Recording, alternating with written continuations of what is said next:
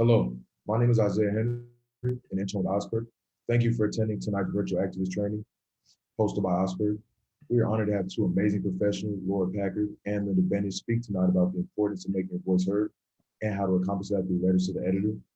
After the speakers, we'll be having a brief writers workshop to practice what we learned today. At any point throughout this training, if you have any questions, put them in the Q&A box. We'll answer them after the presentation. Before we begin, here's a little bit about myself. This summer, I had the privilege to intern with Osberg. When I was excited for the internship, I thought I knew what to expect. I came in, everything seemed like I knew what to do, but I couldn't be more wrong. A summer of calling, organizing, and connecting with community members around the issue of affordable healthcare has been a life-changing experience. I immersed myself in the conversations surrounding the healthcare system and immediately realized the flaws in it after my daily conversation with constituents. After hearing all these stories of pain and loss, I was inspired to write my own letter to the editor and share the pain that was shared with me during the summer. The lesson I learned from this experience is the power of the pen and how letters can uplift the voices of those who are normally voiceless. With that being said, I would love to introduce Laura Packard. Laura Packard is an American healthcare activist and political commentator. She is the founder of Healthcare Voices, a nonprofit grassroots organization for adults with serious medical conditions. Thank you, Laura, for being here, and take it away. Thank you. So about 4 years ago now, I was diagnosed with cancer. And at the time, Congress was debating whether to repeal the Affordable Care Act, which was the insurance that was keeping me alive. So I was very motivated to speak out and share my story. And the first time I wrote it was on my personal Facebook page to let people know what was going on with me. And one of my friends was a columnist for US News and World Report. She saw my personal story and she suggested that I write it as an op-ed.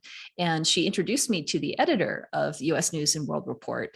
And so I think the first published op-ed about my cancer story was published in US News and World Report that May or that June of 2017. And it was a series of coincidences and relationships that got me published the first time. But this is something that anybody can do and everybody should do if you feel comfortable writing about your story and using it to persuade.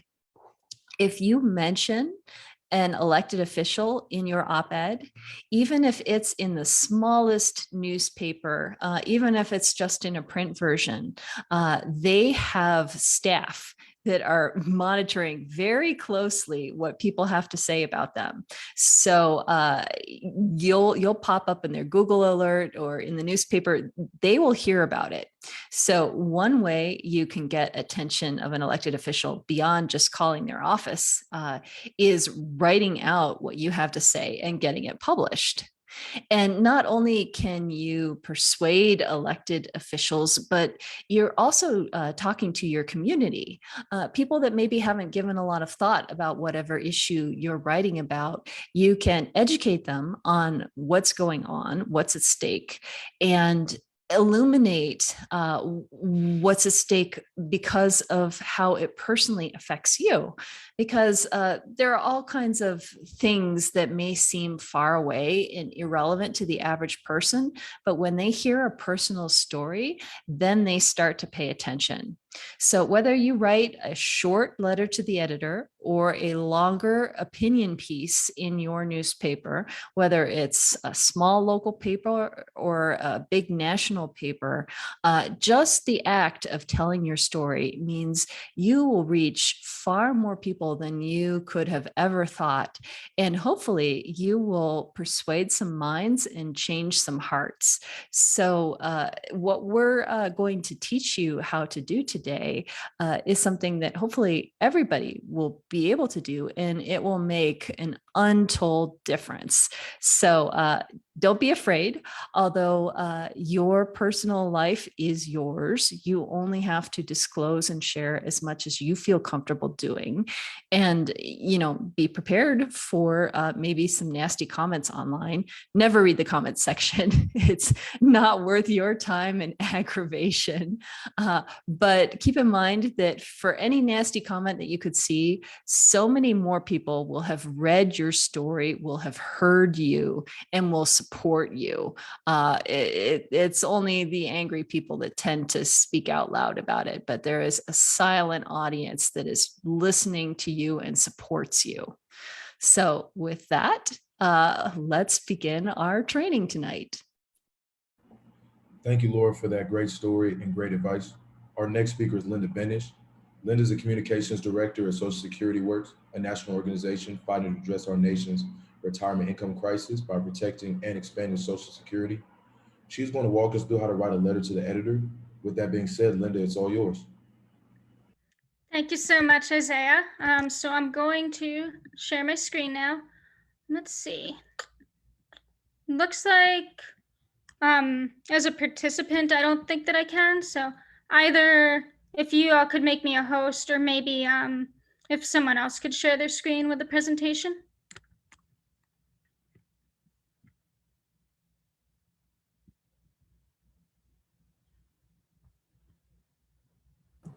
Yeah, I'm trying to make you a host right now.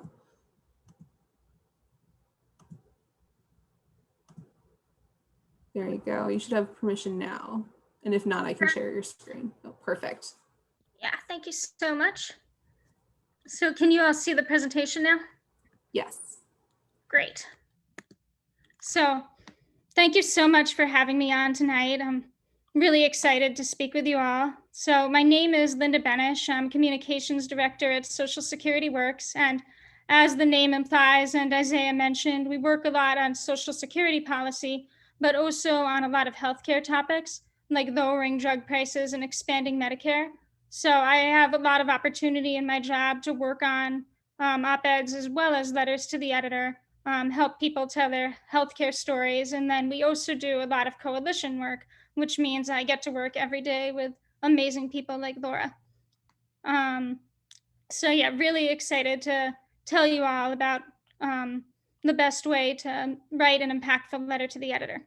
So first of all, we should talk about what a letter to the editor is. So it's a letter to your local paper, and above all, letters to the editor are short. They're usually about 200 words, but each paper is a little bit different.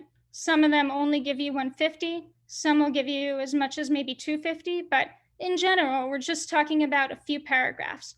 And so you want to use your letter to make an argument, and it's essential that it only be one argument because you don't have a lot of words to work with. And so it's very, very important to have one point that you want to make and focus on it. Letters to the editor also end with a call to action, something that your audience can do that's relevant to the argument and to the problem that you're trying to solve. And often for our purposes, people sharing our healthcare stories, that's going to be to call your member of Congress or other relevant lawmaker. Another thing about letters to the editor is that there's sometimes a response to a recent article in the paper, and that's how a lot of people think of them. But the reality is a little bit more complicated. That's generally true for big papers like the Washington Post or New York Times. But for smaller local papers, you can often submit a letter even if it's not a response to something in the paper. So before writing your letter to the editor, there's a few important questions that you should ask yourself. The first one is, what is my topic going to be? So as I mentioned in the last slide, it's really, really important when you write your letter to have a very clear idea of what your topic is and the argument that you want to make about it. Next, what is my news hook? Why is this topic relevant to my audience right now? So that can be because of some legislation that Congress or another legislative body is considering, or it can be because something recently happened in the news that makes your topic relevant right now. Next, who is my audience? So Laura talked a bit about how impactful letters are for reaching your member of Congress, and I just really want to underline what she said, that if you write a letter to a local paper, even if it's a small paper, and you mention the name of your member of Congress, they are going to see that letter because they have staff where a part of their job is to make sure that that letter gets in front of your member of Congress. So that's one key audience for a letter to the editor. Another one is voters. People who read the newspaper are also disproportionately likely to vote, to be civically involved in their communities. So letters to the editor are a great way to get your issue and your perspective on it on the radar of very influential folks. And then one other audience that you can think about is journalists. So reporters for a paper are likely to read their own papers that are to the editor section, but they're not the only ones who are. Television reporters, radio reporters, all of them read the local paper and get their ideas from there. So if your topic is something that the media isn't reporting on, or you want them to report on it differently, a letter to the editor is a great way to reach them. And you can have multiple audiences, but it's good to have one primary one in mind and to just keep them in your head as you're writing your letter. And then last important question is, where are you going to submit the piece?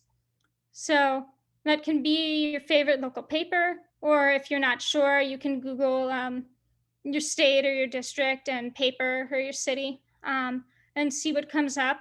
And then you want to look at their submission policies. You want to figure out what length they want, because as I mentioned, there can be quite a bit of variety of that between papers.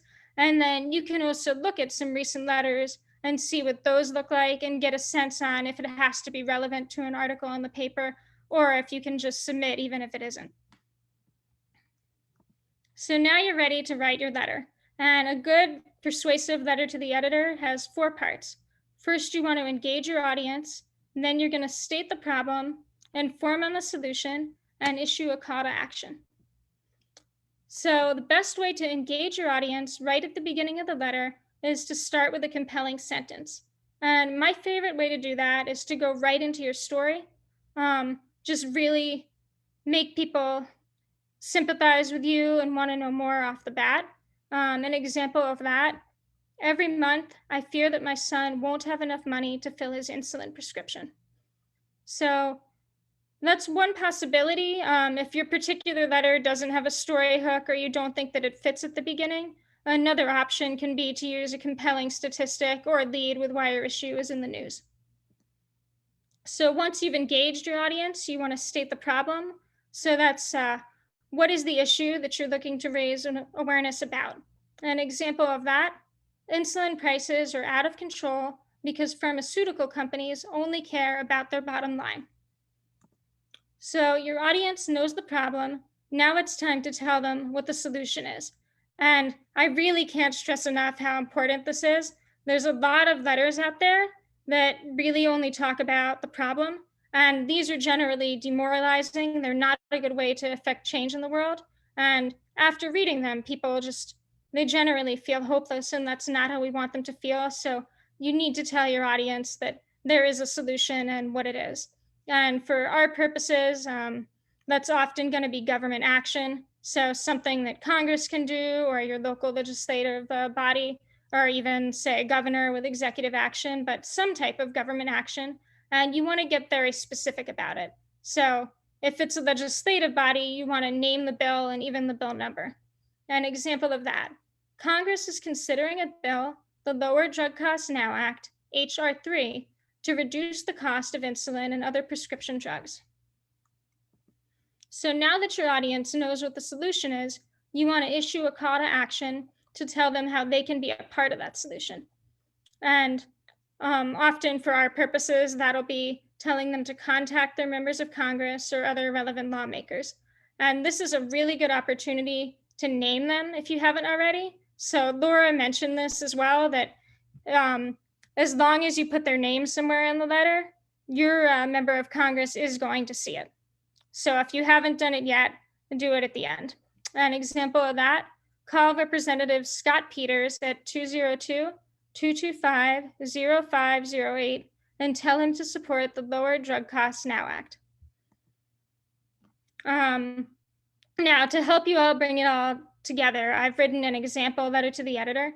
It's possible this text may be a little hard to see on my screen, so if we want to, then later on, when you all are working on the letters, I would be happy to have this up again, or it sounds like maybe Isaiah has one as well.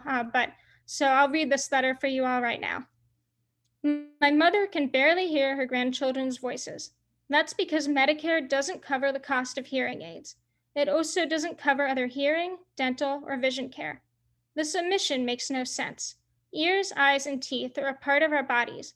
My mom paid into Medicare her whole life. Now she lives on her fixed Social Security income and doesn't have thousands of dollars for a hearing aid. Democrats in Congress are in the middle of putting together a big package to pass President Biden's agenda into law. They are considering including an expansion of Medicare that would add hearing, dental, and vision care. This would make a huge difference for my mother and so many other Oregonians. Our members of Congress need to hear from us. I urge everyone to contact Senator Patty Murray, Senator Maria Cantwell, and Representative Errol Blumenauer and tell them to make sure the upcoming reconciliation package adds hearing, dental, and vision benefits to Medicare. So once you've written your letter to the editor, it's time to submit it. So you're going to want to go back to the newspaper's website and locate the submission requirements. And these are often on the About Us page, the Contact Us page, or on the Opinion page. And usually they'll give you a submission email. Sometimes it'll be a form. If they give you the option of both, I would usually recommend the email because it's easier to follow up. So it's best to only submit your letter to one paper at a time, because if you submit to more than one, then they might both choose to run your letter, which is great, except that neither paper is going to be very happy about that, and you're going to have a lot of trouble getting their editors to print your editors going forward. So we don't want to burn relationships, so one paper at a time. And then if you don't hear back, you should follow up. And how quickly to do it depends a little bit on how timely your issue is in the news cycle. But my general rule of thumb would be to follow up if you haven't heard back after 24 hours. And then if you haven't heard back after 48, you can consider that a rejection and move on to the next paper. So I wanted to close with some additional resources. Indivisible has an amazing page on their website focused specifically on writing impactful letters to the editor to get the attention of your member of Congress. So if that's who your audience is, I would very much encourage checking out their tips. And then the Op-Ed Project is a really great organization that offers trainings and tips on writing both op-eds and letters to the editor. And they also have a great database of opinion editors around the country. And finally, if you all have questions about any of this, I'll be around for the Q&A, but also please feel free to contact me at lbenish@socialsecurityworks.org. Thank you all for having me on tonight. Thank you, Linda, for that great presentation. So now we'll start the Q&A session. This is a good opportunity to ask the speakers any questions that came up during the presentations. You can pop your questions in the Q&A box. Yes. Okay, and while we wait for those, I have a question for both of the speakers. So what if I don't have any experience dealing with the healthcare system? Can I still write an LTE? Absolutely. You are an expert in your own personal experience. So you may not know the intricacies of the healthcare system, but who does? Even experts get confused. But what you are an expert in is your own life. So you can write about what you experienced, what the problem is, and what you want legislators or decision makers to do about it.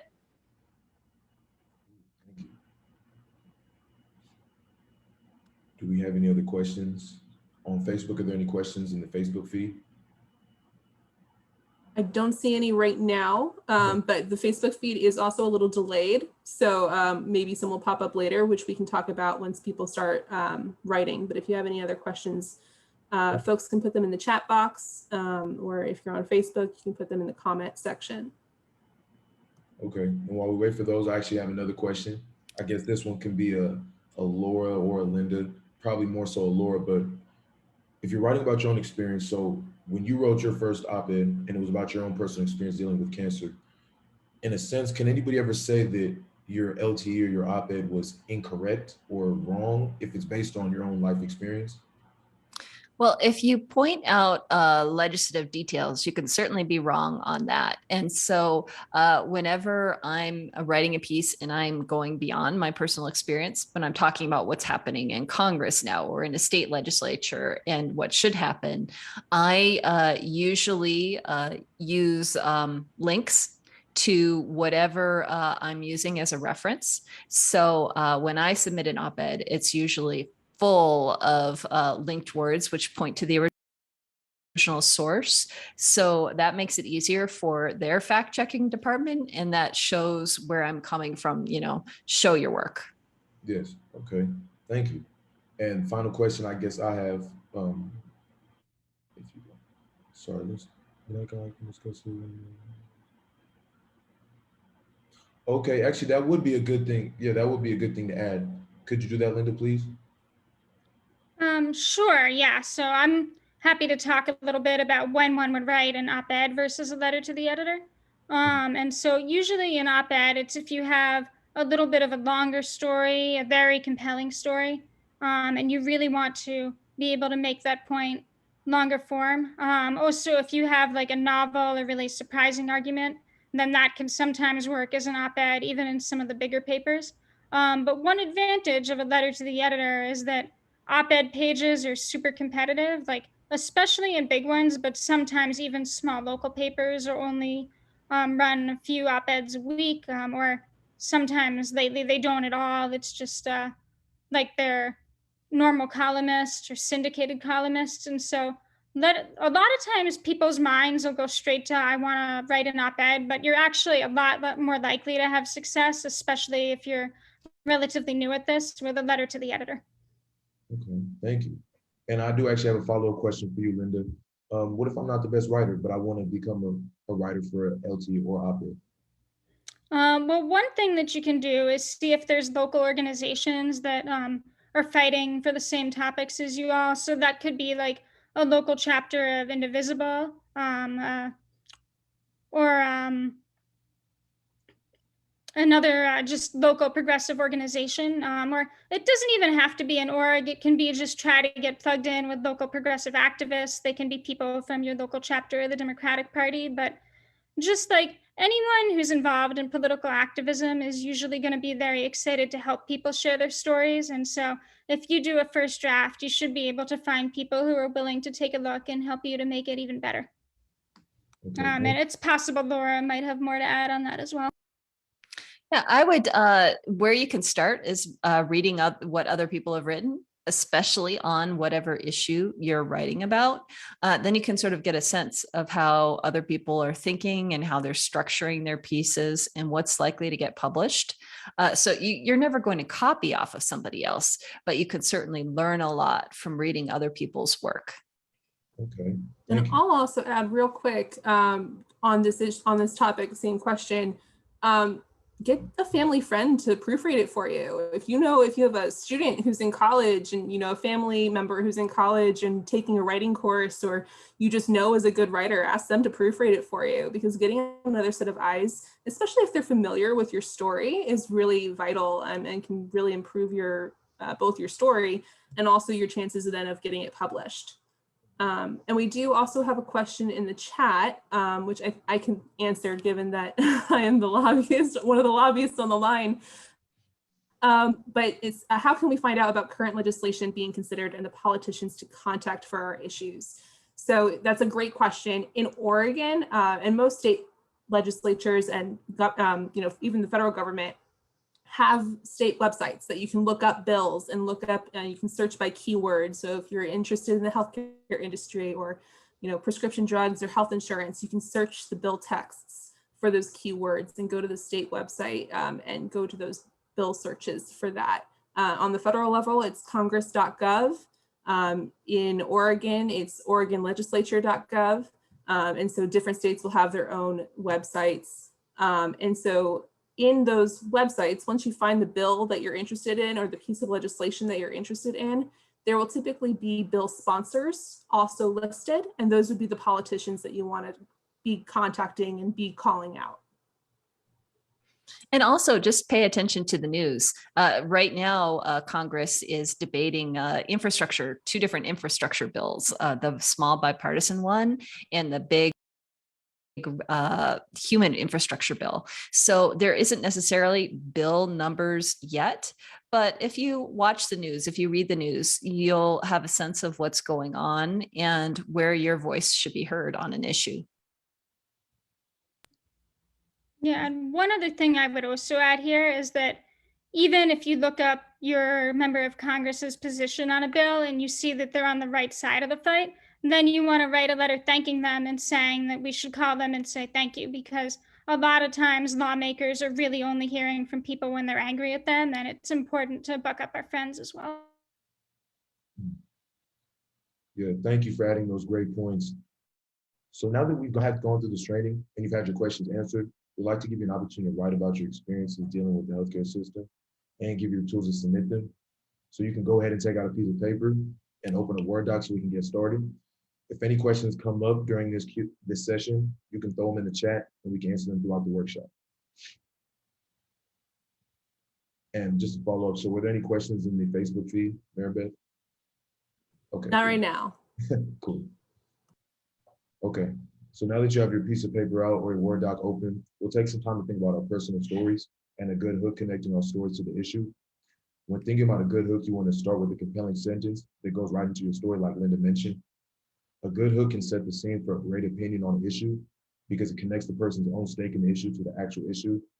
So if anybody's willing to share your hook, we'd love for you to share it in the Q&A box, and we'll actually give you some time to brainstorm as well. And if Linda, you want to put that example back up, that would be great. Yes, thank you, Linda. We do have an example that's more of a thank you, but I like yours.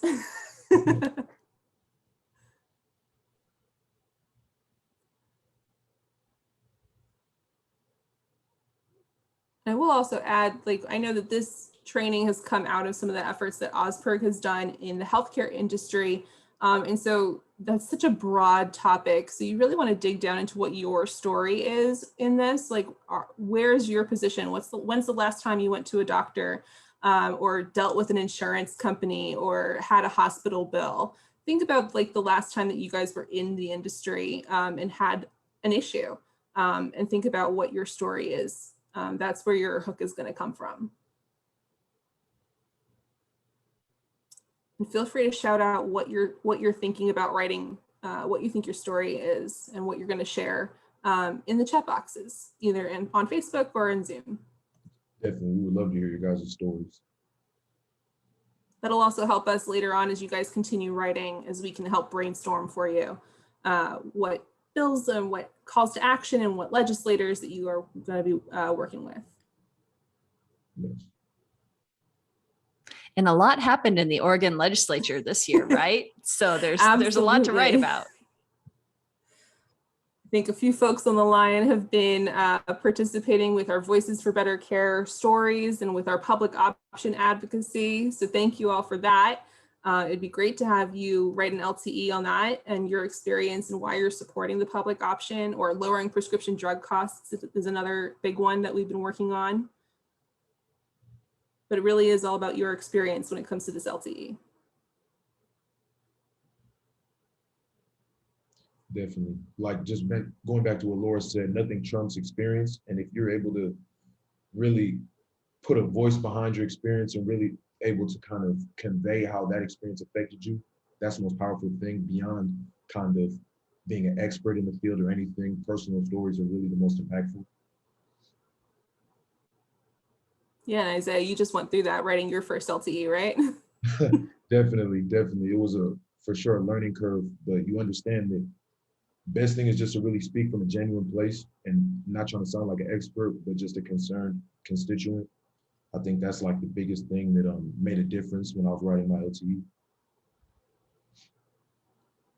Okay, so now that you have an idea about your story and a hook connecting that to a larger issue, take some time to think about the policy goals that would make progress in solving these big issues. So I have an example of a student athlete that I actually interviewed for Voices for a Better Care. At the end of my freshman year of college, I tore my ACL and my meniscus in my right knee during the soccer scrimmage. If it had not been for Portland State University covering the cost of my surgery, it would have costed me approximately $20,000 to $50,000 for the overall surgery. So this athlete understands the financial burden of the healthcare system. So an example of policy she would advocate for in her LTE could be the implementation of the public option. That's just one example, and there's many different examples and ways to really attack these bigger issues that are affecting you guys and everybody else. We also have an example from a former OSPRG intern, their LTE. If anybody is having difficulty connecting their hook to a policy or proposed solution to the problem, you can throw it in the Q&A box and we can work through it. And we'll be working on putting that example on the board right now. Yeah, I'm going to kind of talk about, oh, okay, there we go. I don't want to take away from Linda's example, but I will share this one as well. As long as my screen cooperates with me so that I can see it. Yeah, you see it. Oops, that's not what I wanted. There we go. So this is just another example going off of what has already been said, right? So this intern was an essential worker, and this was written back in February before the vaccine was becoming really prominent. So she was really concerned about healthcare and health insurance during this time because it was in the middle of a pandemic and she was in the middle of it all as an essential worker. And so that was her hook, but she also tied it back into more of a thank you because the public option bill had been introduced. And so there was potentially going to be a healthcare option that she could afford as a part-time worker in the thick of things, and something that she hadn't really thought about before this situation. And so going from that hook into, that meat sort of in that middle paragraph of what that policy handle or what that problem is, right? So the COVID-19 pandemic has exacerbated the shortfalls of the system, and her job and her income is no reason to be without access to those necessary resources and services. And so that's why she was really grateful for the public option to be introduced. And then I'm sure we're going to talk about this in a second, but going into her conclusion, thanking her representative for championing the public option legislation that was introduced. So I'll leave this up for a few more minutes. But as you guys are working on that kind of meat section of it, thinking about that problem and that connection to your personal story, this is just another example to follow. Definitely. And going back to Linda's earlier point, you don't just want to mention the problem because that can kind of get depressing and people don't always want to see that. You kind of want to throw in the solution. And even though in this example, it's not a solution, it's a thank you for kind of the progress that's being made. So you want to highlight the negative going on, but you also want to highlight a solution or a positive that's going on so that people have a sense of hope and a sense of direction in their further activism. Yeah, I mean, even just looking at this example, if the last paragraph or the last sentence in the second paragraph wasn't there, if it just ended with, people shouldn't be without access to necessary medical resources and services, there's no solution there. It's just give us healthcare. But calling out a specific piece of legislation makes a whole world of difference. Saying, okay, here's a piece that is something that we can work on.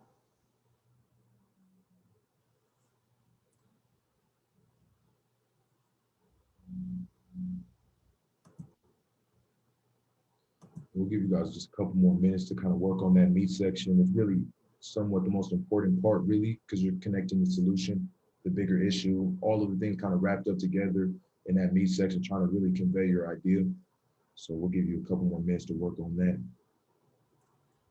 And if you're struggling at all, feel free to throw out a question into the chat box. We're more than happy to help you workshop some of your ideas.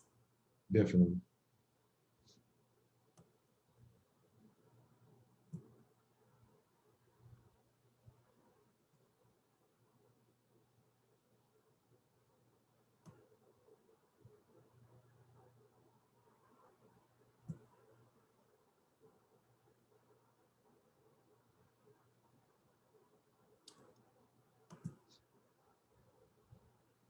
Do we have anything in the Facebook feed, Maribeth? That is a good question. I might end up stopping my screen share if I check it, but let me see. I actually think, Here we go.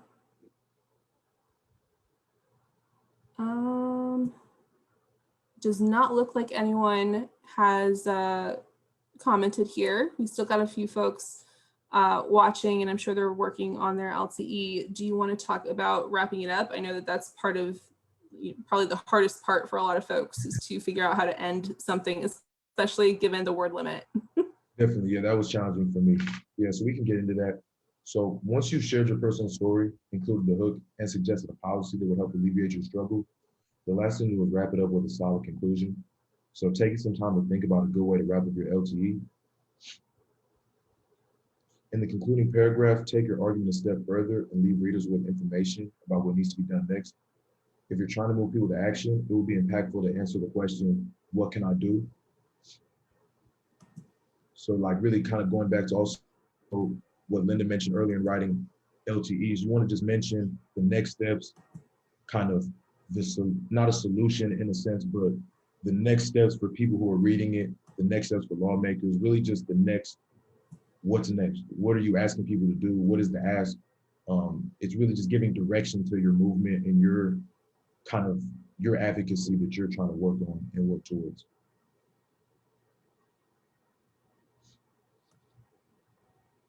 And Linda, do you have any just tips or advice on how to kind of deal with that struggle of kind of wanting to end it, but also wanting to write more and kind of finding that sweet in between of, you know, short but simple?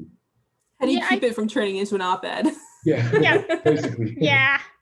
No, that's always the struggle. I would encourage folks to remember that you're writing about a solution rather than the solution, right? And so there might be a lot of things that people can do to address your issue, but generally each one should be its own letter. And so just keep in mind that there's really one call to action that you want to put out there. Also, I think what you could do if you have a lot to say is you could submit a letter to the editor and then maybe do a postscript on it and say, I would be very interested in turning this into an opinion, a full opinion piece, if you're interested. Oh, yeah, that's a great point.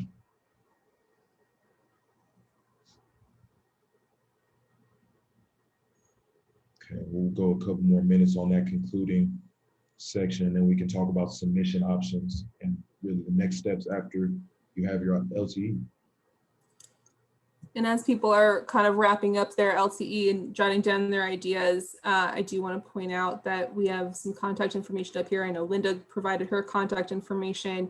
So if you want another set of eyes that aren't just a family member or a student that you know, feel free to reach out to us and give us those ideas, and we'll help you refine them and make them into an LTE that you're happy submitting.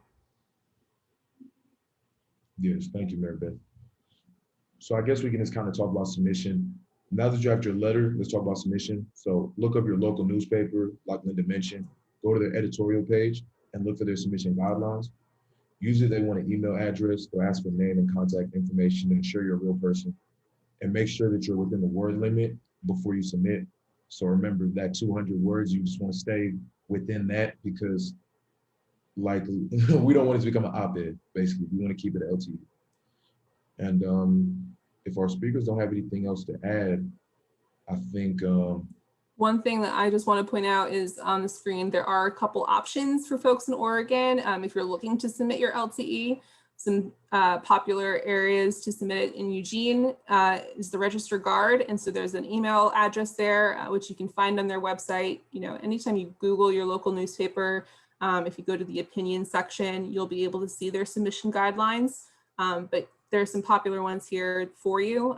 So the Register Guard in Eugene, the Statesman Journal in Salem, and then the Pamplin Media Group in Portland and some of the surrounding areas. And I can drop those links in the chat as well. Yes, thank you, Mary Beth.